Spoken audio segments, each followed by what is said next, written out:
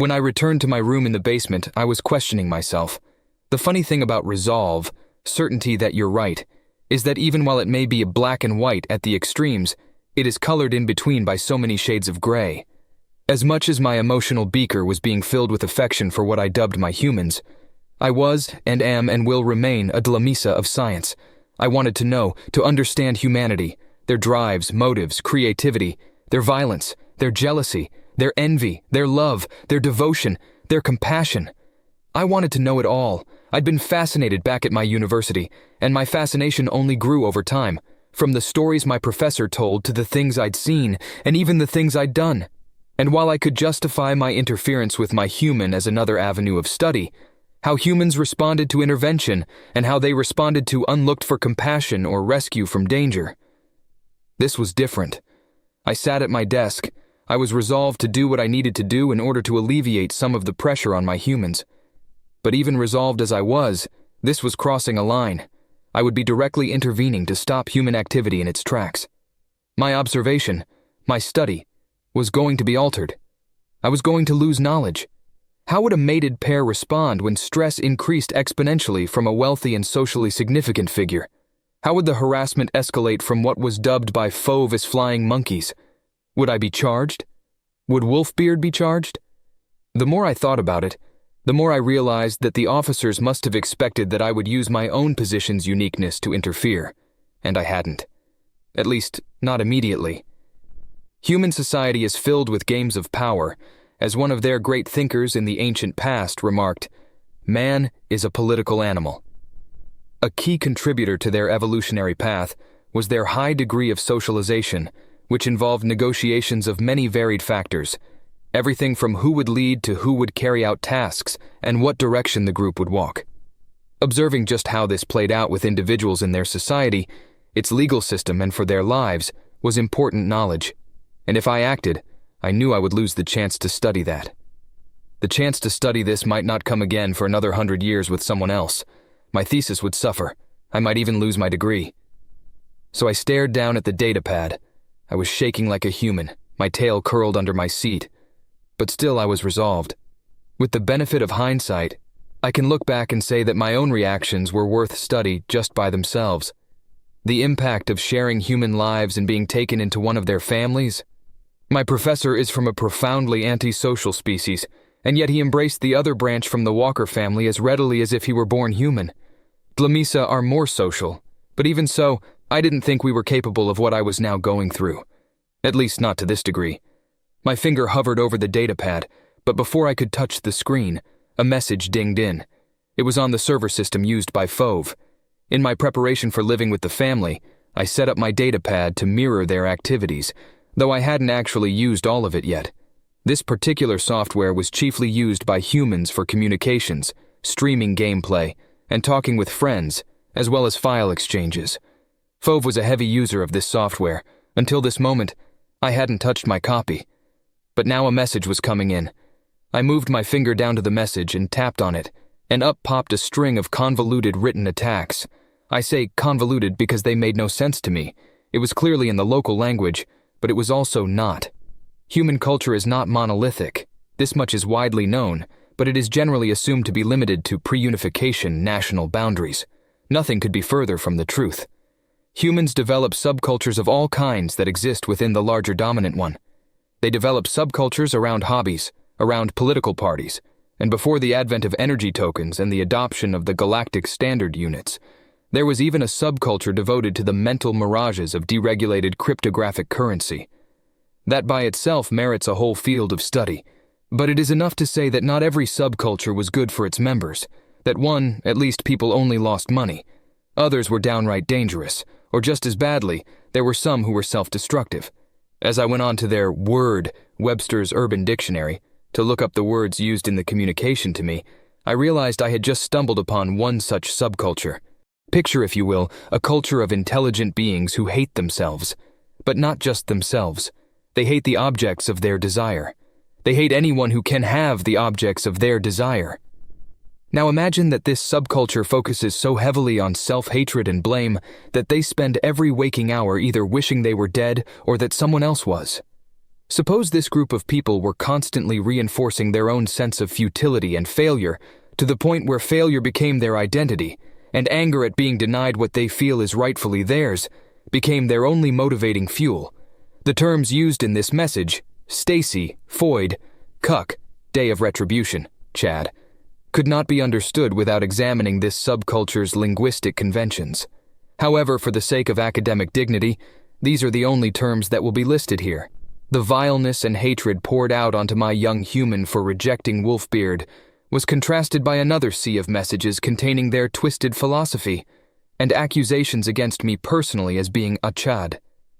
It made no sense to me until I realized if they ran any story at all, it would have been left off that I'm an alien, or if the word alien was used, they would think it referred to a human from another part of the world.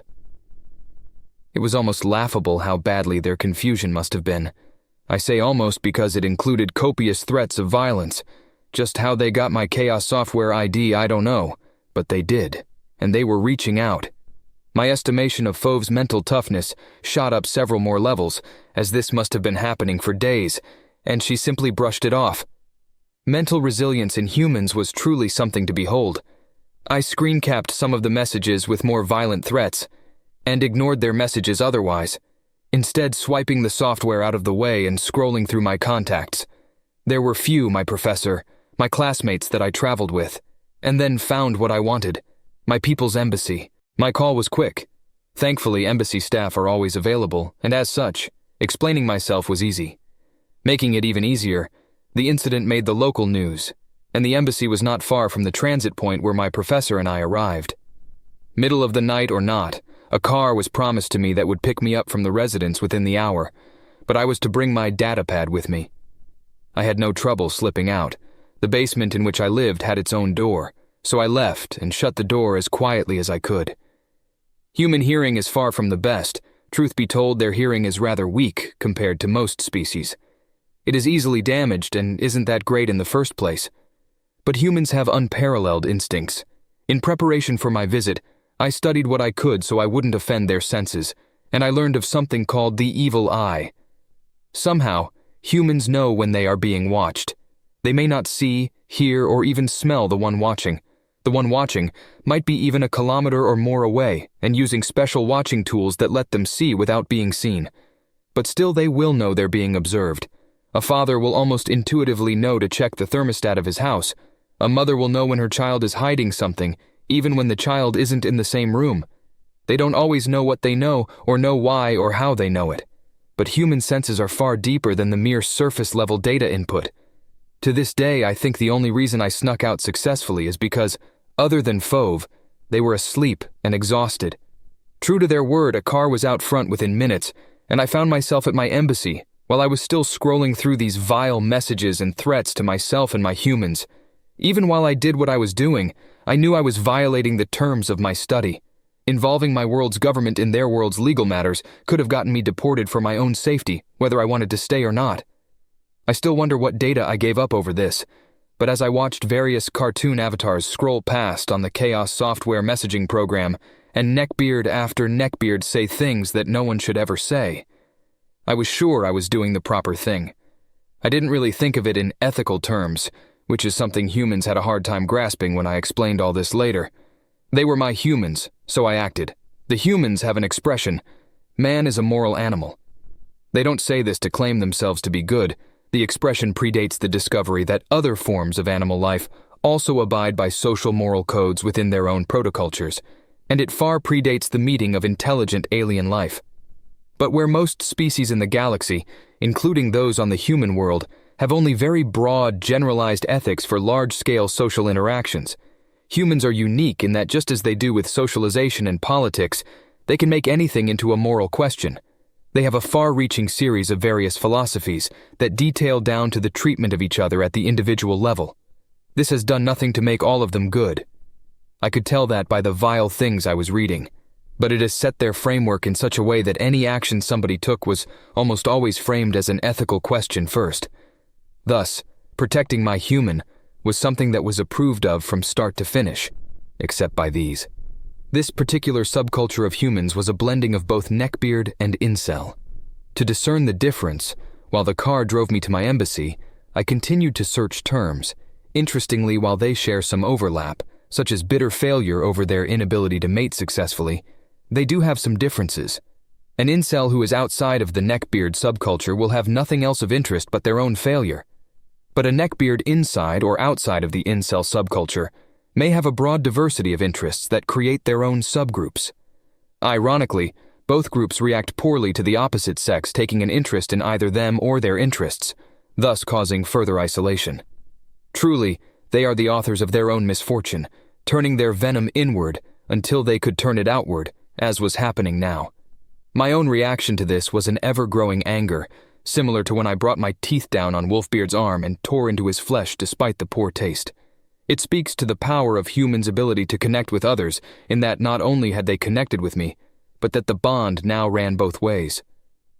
The car reached the embassy, a gated building with 2 large black-furred Dlamisa guards. The gate slid open and my car rolled in. The building had no stairs. Rather, it had a low ramp that extended far out from the building and out to the circle my transport rounded. I went up the ramp and the doors slid open. While there was a guard, he never gave one of his own species a second glance. Our hall was smooth, polished wood that, while shiny and reflective, gave a warped reflection instead of a true one. My species doesn't enjoy its own reflection, and looking back I can't help but conclude that the building was likely provided to us rather than built for us, and we simply modified it to make it acceptable. I reached the back room swiftly enough, and my people's ambassador displayed a distinct difference between us and humanity by getting right to the point before I even reached the chair on the far side of his desk. "What do you need?" he asked, and at once I felt a pang of longing for the human socialized method that included small talk. A chance to get to know each other suddenly meant more than I realized, but I plowed ahead as a good Dlamisa should, detailing the events that led up to the present. The ambassador cocked his head before the story was halfway through and said, "You are getting yourself far more involved than I would expect." It had the tone of a rebuke, but I cocked my head at him and retorted, "How else am I to learn everything I need to?" He accepted my defensive response in silence, then let me finish the story up to the hour of my contact. He extended his dark hand for my datapad, and I slid it across the table. The ambassador began reading over the messages that were still coming in. His teeth were bared several times, but as I could see the pad's screen reflected in the window behind him, I could tell it was only happening when he read threats against me specifically. Finally, he set the datapad down and said only, "I will make a phone call to the human embassy." It was a dismissal, polite by our standards, but I pointed at my datapad, which he placed out of my obvious reach. "I have a lot of research data on there. When can I get it back?" His head stayed cocked.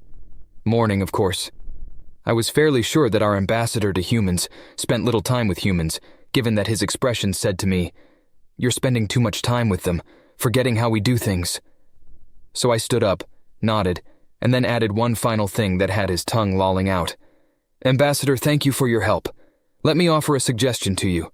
Go spend more time with humans, leave the grounds, or take on a few human employees here. You might be surprised by what you find." There was no answer for me in turn when I made my departure, and predictably the car was still waiting for me outside when I left the building. The whole thing had taken less than an hour, including drive time. Quick, efficient to the point, with no fuss, no muss in between. Very Dlamisa of them. Admittedly, it wasn't completely displeasing. They would do their work. That was all I wanted. But it made me miss my humans, and their slower, busier, and slightly crazier ways too. I snuck back into the house as easily as I left it, and flopped onto the bed as soon as it was within flopping range. I then passed out from the sheer stress, utterly unaware of the nest of angry hornets I'd just kicked over.